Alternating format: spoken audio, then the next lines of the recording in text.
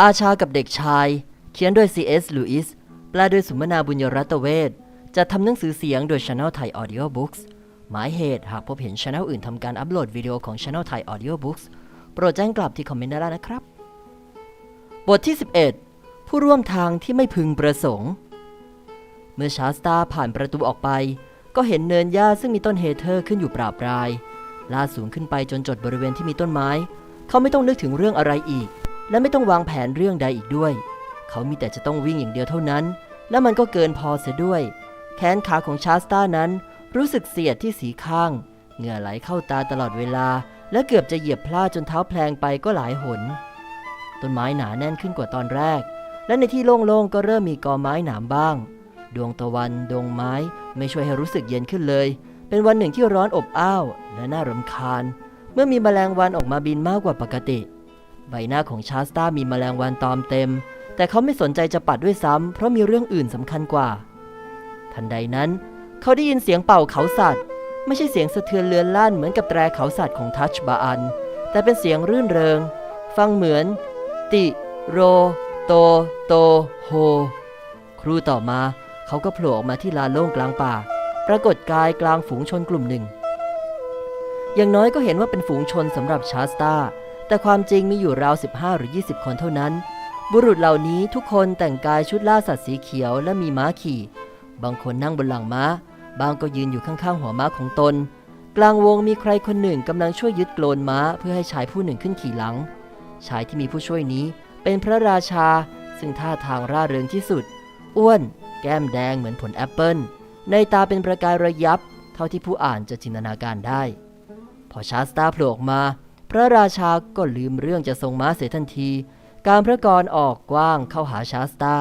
พระพักกระจ่างขึ้นโดยพลันพลางตรัสทักด้วยเสียงที่ดูเหมือนจะออกมาจากส่วนลึกสุดในอุระคอรินลูกของพ่อเหตุไฉนจึงเดินมาเสื้อผ้าของเจ้าขาดวินเกิดอะไรไม่ใช่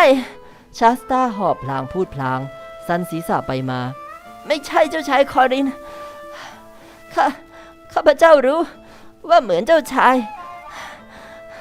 ได้พบเจ้าชายที่ทัชบาอันส่งความระลึกถึงพระราชาจ้องดูชาสตาสีพระพักตร์ประหลาดอย่างยิ่งท่านคือพระราชาลูนกระมังชาสตาหอบพลางถามพลางและไม่รอฟังคำตอบพระราชารีบไปอันวาดปิดประตูศัตรูกำลังมาราบาดัชกับทหารม้า200เจ้าแน่ใจนะเจ้าหนูชายคนหนึ่งในกลุ่มนั้นถามขึ้นเห็นมากับตาชาสตาพูดหอบๆข้าพเจ้าเห็นพวกนั้นวิ่งแข่งพวกนั้นมาจากทัชบาอันวิ่งกระนั้นเหรอชายคนนั้นย้ำพลางเลิกคิ้วเล็กน้อยมาทิ้งเอาไว้ที่นักพรตชาสตายังคงพูดเป็นห่วงๆด้วยความเหนื่อยไม่ต้องถามอีกแล้วดารินพระราชาลูนตรัสข้าเห็นความจริงอยู่ในใบหน้าของเขาท่านทั้งหลายเราจะต้องวิ่งม้ากันขอมาวางสักตัวให้เด็กคนนี้เจ้าขี่ม้าเร็วๆได้หรือไม่แทนคำตอบชาสตาเหยียบลงบนโกลนม้าที่มีผู้นำมาให้พริบตาเดียวเขาก็ขึ้นไปอยู่บนอานม้าเขาทำเช่นนี้กับบรีในช่วง 2-3 สัปดาห์หลังนับร้อยๆครั้งแล้วการขึ้นม้าของเขาต่างจากคืนแรกที่บรีเอ่ยว่าเหมือนตะกายกองฟางยิ่งนักชาสตานึกภูมิใจที่ยินเสียงหลอร์ดดารินทูลพระราชาว่าเด็กนั่นนั่งม้าอย่างนักขี่ม้าแท้ๆข้าบาทเข้าใจว่าคงต้องมีสายเลือดผู้สูงศักดิ์เป็นแน่พระเจ้าค่ะสายเลือดจริงสินะพระราชารับสั่งจ้องมาที่ชาสตาด้วยพระเนตรสีเทาอย่างสุขุมสนใจใคร่รู้เกือบจะเป็นพระประสงค์ทว่าถึงตอนนี้ทั้งกลุ่มวิ่งม้าหย่อๆไปแล้วอย่างว่องไวชาสตาทรงตัวบนหลังม้าได้คล่องแคล่วก็จริงแต่เขายังงุนงงว่าควรทำอย่างไรกับบังเหียนโดยไม่เคยแตะต้องสายบังเหียนเลยไม่อยู่บนหลังบรีอย่างไรก็ตามเขาเหลือบดูว่าคนอื่นๆทำอย่างไรเหมือนที่พวกเราบางคนทำในงานเลี้ยงเมื่อไม่แน่ใจว่าควรหยิบมีดซ่อมอันไหนก่อนหลังแล้วพยายามจะจับให้เหมือนแต่เขาก็ไม่กล้าบังคับม้าจริงจังนักและหวังว่ามันจะวิ่งตามม้าตัวอื่นๆไปเองแน่ละม้าตัวนั้นเป็นม้าธรรมดาไม่ใช่ม้าพูดได้แต่มันก็พอจะรู้ว่าเด็กชายแปลกหน้าบนหลังมันไม่มีแส้หรือเดือยสันรองเท้าและยังไม่อาจควบคุมสิ่งที่อาจเกิดขึ้นได้ด้วยดังนั้นในเวลาไม่นานปรากฏว่าชาสตาต้องตกอยู่ท้ายสุดของขบวนกระนั้นเขาก็ยังขี่ม้าไปค่อนข้างเร็ว ตอนนี้ไม่มีแมลงวันรบกวนแล้วลมที่ปะทะใบหน้าก็สดชื่นเขาหายหอบแล้วด้วยงานของเขาก็สำเร็จเป็นครั้งแรกนับแต่ย่างเหยียบสู่ทัชบาอันราวกับว่าผ่านไปเนิ่นนานที่ชาสตาเริ่มรู้สึกสนุกขึ้นมาบ้างชาสตาเงยหน้าดูว่าเข้าใกล้ยอดเขาเพียงใดแล้วแต่ต้องผิดหวังเมื่อมองไม่เห็นเลยคงเห็นเพียงสีเทาเลือนรางม้วนตัวเคลื่อนต่ำลงมาทางพวกตนเท่านั้นชาสตาไม่เคยรู้จักภูมิประเทศภูเขาจึงแปลกใจมากเมฆน่ะเขาบอกตัวเองเมฆลอยลงมานั่นเองอ๋อเข้าใจละเราขึ้นมาอยู่สูงอย่างนี้ก็เท่ากับขึ้นมาอยู่บนท้องฟ้าจะได้เห็นละสิว่าข้างในเมฆเป็นยังไงบ้าง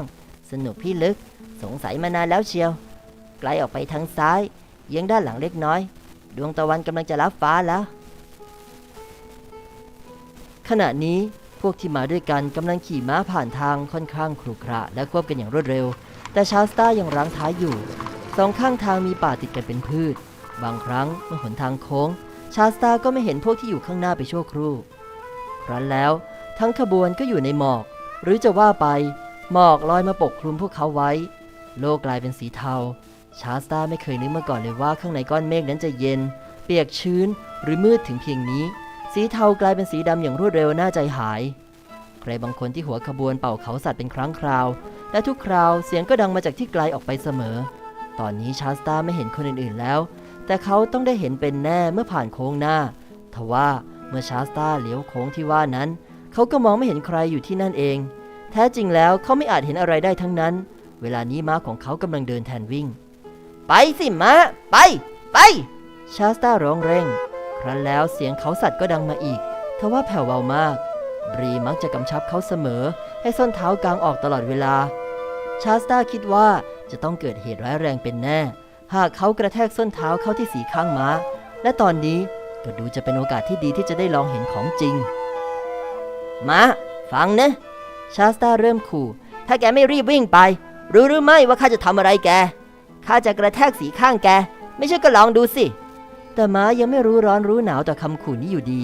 ดังนั้นชาสตาจึงขยับตัวนั่งให้มั่นคงขึ้นบนอานหนีบหัวเข่ากระชับเข้าอีกขบฟันแน่นแล้วกระแทกส้นเท้าสองข้างเข้าที่สีข้างม้าสุดแรงเกิดผลก็คือม้าเจ้ากรรมตัวนั้นวิ่งหย่อๆไปได้หน่อยนึงราว5 หรือ 6 ก้าวแล้วก็เดินเงื่องๆอีก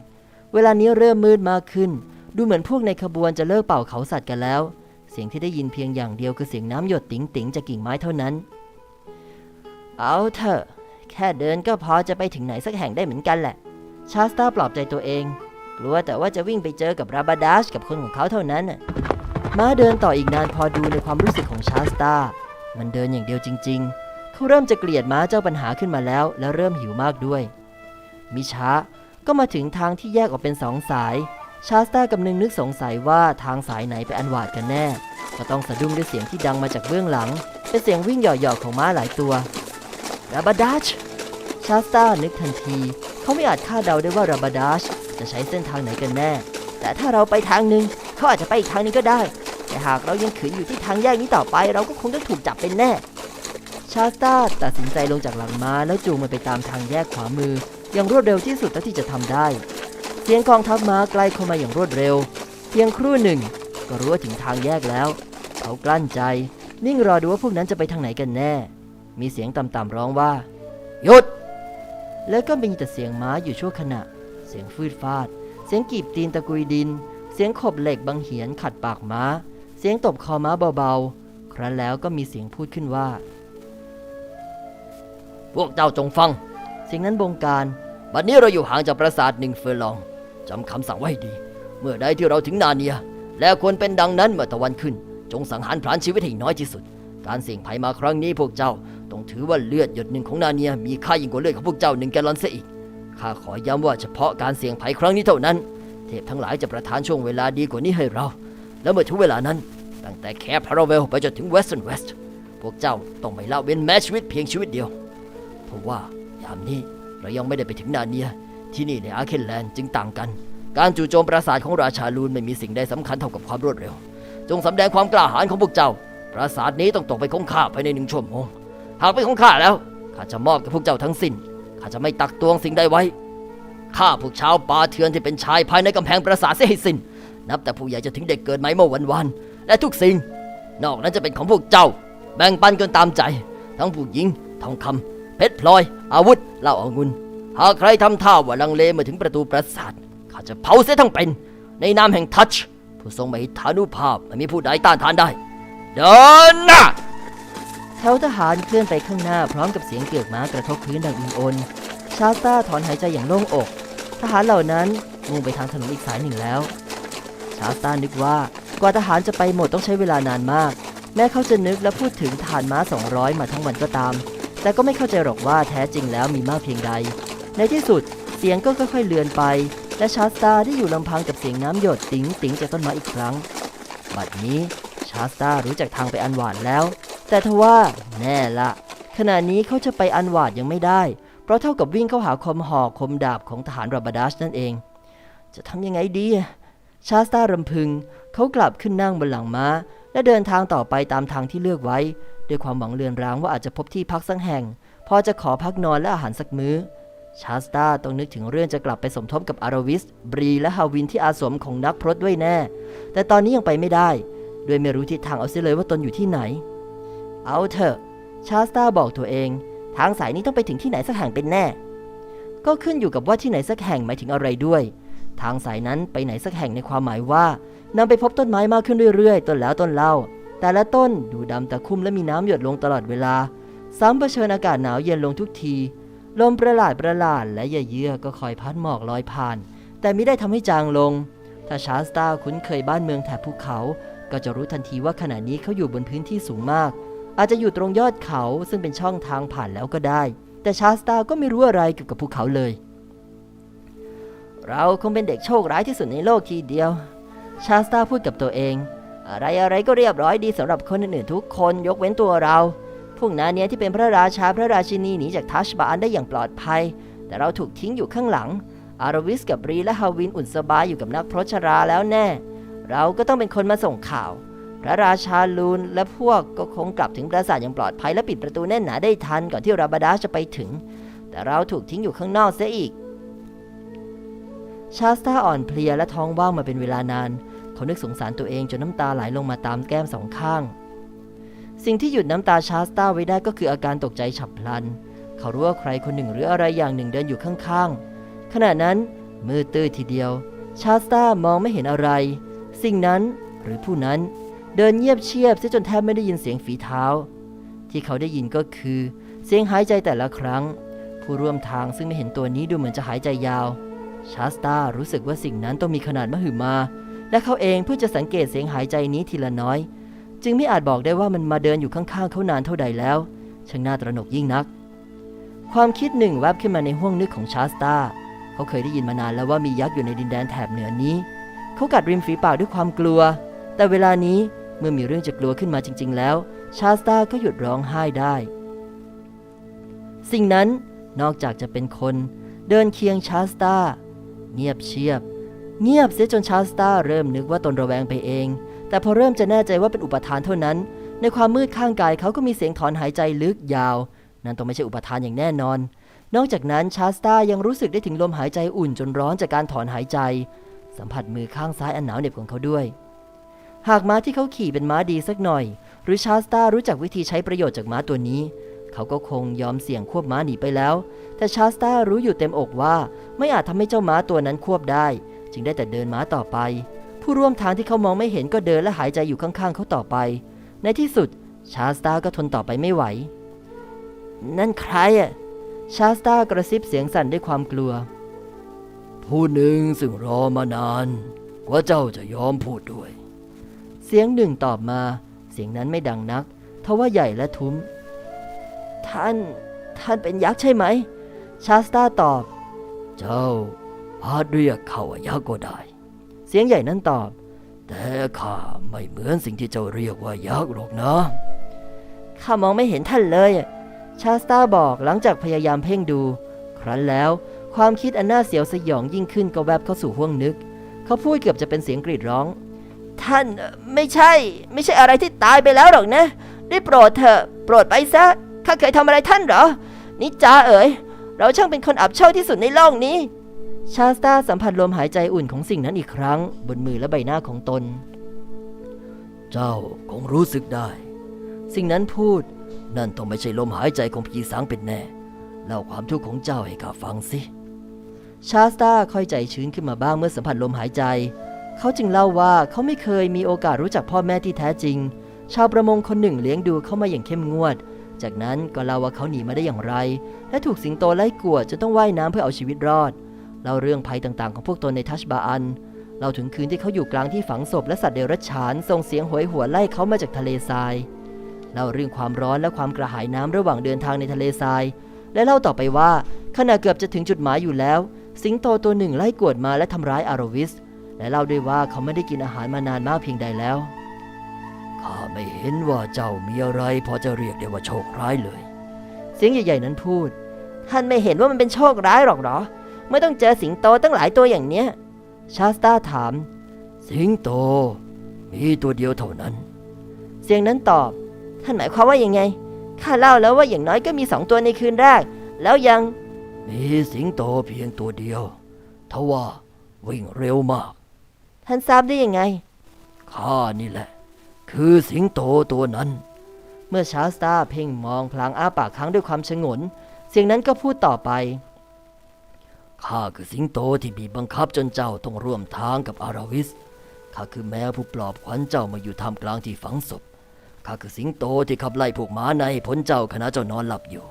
ข้าคือสิงโตผู้ทำให้ม้าทั้ง2เกิดพลังขึ้นมาใหม่เพราะความกลัวในช่วงไม้สุดท้ายเพื่อให้เจ้าไปถึงพระราชาลูนทันเวลาและข้าก็ยังเป็นสิงโตที่เจ้าทำไม่ได้ผู้ผลักเรือเข้าหาฝั่งขณะเจ้ายังเป็นทารกนอนใกล้ตายมีชายคนหนึ่งนั่งตื่นอยู่ยามเที่ยงคืนเพื่อรับเจ้าไปเลี้ยงไว้ถ้าเช่นนั้นท่านก็เป็นผู้ที่ทำร้ายอาราวิสข้าเองด้วยเหตุใดหรือเด็กน้อยเสียงนั้นบอกข้ากำลังเล่าเรื่องของเจ้าไม่ใช่เล่าเรื่องของนางข้าไม่เล่าเรื่องอื่นแก่ผู้ใดนอกจากเรื่องของผู้นั้นเองท่านเป็นใครกันแน่ชาสตาถามข้าคือข้าเสียงนั้นตอบลึกๆทุ้มต่ำจนพื้นโลกสะท้านข้าคือข้าก้องดังอีกครั้งชัดเจนและรื่นเริงแล้วก็เป็นครั้งที่3ข้าคือข้ากระซิบแผ่วจนแทบไม่ได้ยินแต่ดูเหมือนจะดังมาจากรอบตัวดัง1 ใบไม้ก็พลอยพลิ้วไหวไปด้วยชาสตาไม่ได้นึกกลัวอีกแล้วว่าเสียงนั้นจะเป็นเสียงของอะไรสักอย่างที่อาจกินเขาเสียหรือเป็นเสียงของผีสางอาการตัวสั่นต่างจากที่เคยเกิดขึ้นแก่เขาทั้งรู้สึกดีใจไปพร้อมๆกันหมอกเปลี่ยนจากสีดำเป็นสีเทาและจากเทาเป็นขาวคงจะเปลี่ยนมาพักหนึ่งแล้วแต่ขณะที่ชาสตาโต้ตอบกับสิ่งนั้นเขาไม่ได้สนใจหรือสังเกตอะไรทั้งสิ้นมาบัดนี้สีขาวที่อยู่รอบตัวเขาเริ่มเป็นประกายระยิบระยับจนเขาต้องกระพริบตาถี่ๆจากที่ใดที่หนึ่งเบื้องหน้าเขาได้ยินเสียงนกร้องเพลงชาสตารู้ว่าราตรีกำลังจะสิ้นสุดเขามองเห็นแผงคอหูและหัวของม้าที่ขี่อยู่ได้ชัดเจนแสงสีทองส่องมายังสิ่งเหล่านี้จากทางซ้ายมือชาสตาคิดว่านั่นคือแสงตะวันเขาหันไปดูแล้วก็เห็นว่าร่างที่เดินเคียงข้างอยู่นั้นสูงกว่าม้าเสียอีกมันคือสิงโตตัวหนึ่งม้าไม่มีท่าว่าเกรงกลัวสิงโตเลยหรืออาจเป็นได้ว่าม้ามองไม่เห็นสิงโตแสงส่องออกจากสิงโตตัวนี้เองไม่เคยมีใครได้เห็นสิ่งน่าหวาดหวั่นมากไปกว่านี้หรือสวยงามยิ่งไปกว่านี้อีกแล้วโชคดีที่ชาสตาอยู่ลงไปทางใต้ของคาโลเมนมาตลอดทั้งชีวิตจึงไม่เคยได้ยินเรื่องเล่าลือในทัชบาอันว่านาเนียมีผีร้ายตัวหนึ่งอยู่ปรากฏกายในร่างสิงโตและแน่ล่ะเขาไม่เคยได้ยินเรื่องราวแท้จริงของอัสลานจอมสิงโตโอรสจักรพรรดิพ้นทะเลราชาเหนือจอมราชันทั้งปวงในนาเนียมาก่อนเช่นกันทว่าเมื่อชาสตาเห็นหน้าสิงโตเพียงครั้งเดียวเขาก็ลงจากหลังม้าและคุกเข่าลงแทบเท้าสิงโตตัวนั้นทันทีเขาไม่อาจพูดอะไรออกมาได้ไม่นึกอยากพูดอะไรด้วยและรู้ว่าไม่จำเป็นต้องพูดอะไรทั้งสิ้นราชาเหนือจอมราชันทั้งปวงก้มหัวลงมาหาเขาแผงคอและกลิ่นหอมประหลาดอันแฝงความขรึมขลังซึ่งอวนอยู่ในแผงคอกระจายอยู่รอบตัวชาสตาสิงโตเลียหน้าผากของเขาชาสตาเงยหน้าขึ้นแล้วสายตาของทั้งสองก็ประสานกันแสงจางๆของหมอกและแสงเจิดจ้าของสิงโตก็รวมตัวกันโดยพลันกลายเป็นความโชติช่วงหมุนวนแล้วลอยขึ้นจนลับหายไปชาสตาอยู่กับม้าตามลำพังบนเนินเขามีหญ้าขึ้นเขียวใต้ท้องฟ้าสีน้ำเงินและนกหลายตัวกำลังร้องเพลงทุกท่านสามารถติดตามข่าวสารของ Channel Thai Audio Books ได้ที่ www.facebook.com/thaiaudiobooks นะครับ